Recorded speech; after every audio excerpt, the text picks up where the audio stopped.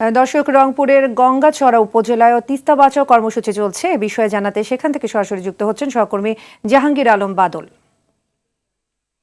বাদল, রংপুরে এ কর্মসূচির বিষয়ে আপনার কাছে কি কি তথ্য আছে জানাবেন। আন্দোলন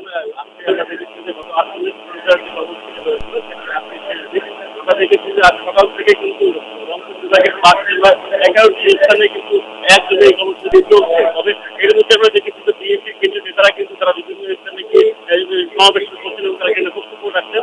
আমি যেখানে দাঁড়িয়ে রয়েছিলাম এখানে মহিপুরে বিএনপির ভাইস চেয়ারম্যান হাফিজুর রহমান, এছাড়াও কিন্তু আমরা দেখেছি যে এখানে বক্তব্য দিয়েছেন ঢাকা বিশ্ববিদ্যালয়ের শিক্ষক আব্দুল্লাহ মাহমুদ, এবং তারা কিন্তু বলছেন যে আসলে তিস্তা চুক্তির বিষয়ে তারা কিন্তু এই স্পষ্ট ধারণা দিয়েছেন যে আসলে গত বেশ কিছুদিন থেকে তিস্তা আন্দোলন হচ্ছে, তখন তিস্তাকে নিয়ে আসলে ভারত তুলতে হচ্ছে। কারণ ইতিমধ্যে এই মৌসুমে কিন্তু ফেব্রুয়ারি মাসে সাধারণত তিস্তা পানি ছাড়ার কথা না, কারণ পানি চায় না, কিন্তু এই আন্দোলনকে কেন্দ্র করে এবং আন্দোলনকে রক্ষা করার জন্য ভারত হঠাৎ করে কিন্তু পানি ছেড়েছিল।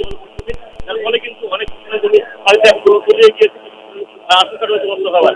ইতিমধ্যে আসলে তারা বলছেন যে আসলে ভারতের ষড়যন্ত্র, তারা হঠাৎ করে পানি দিয়ে এই আন্দোলনকে নষ্ট করার চেষ্টা করছেন, এবং যেটি বলছেন যে সাধারণ মানুষ কিছুদিনের একটা দাবি যে তিস্তা প্রকল্পের বাস্তবায়ন এবং হিংসা সেটি একটা বাস্তবায়ন করার যে তারা মাঠে নেমেছেন, সেগুলো বাস্তবায়ন করে তারা ঘরে দিয়েছেন এবং সাধারণ মানুষ এই সময় একটা ঘোষণা করেছেন এবং রাজনৈতিক দল যেটা রয়েছে তারা কিন্তু এখানে এসেছেন এবং তারা বলছেন যে আন্দোলন ডাক দিয়েছে, এই আন্দোলনের সাথে ওরা ৫ বিভাগের মানুষ কিন্তু আজকে একত্রিত হয়েছেন এবং রংপুরের এই ৫ বিভাগের প্রায় ৩০টি মানুষের উন্নয়নের লক্ষ্যে কিন্তু এই আজকে তারা মাঠ নেমেছেন এবং তারা এই বাস্তবায়ন করতে চায়। তো এই কিন্তু দেখেছি যে এখন বর্তমানে মধ্যে বিএনপি ভাইস প্রেসিডেন্ট তিনি কিন্তু বক্তব্য দিচ্ছেন এবং তার বক্তব্য এই পরিষ্কার করেছেন।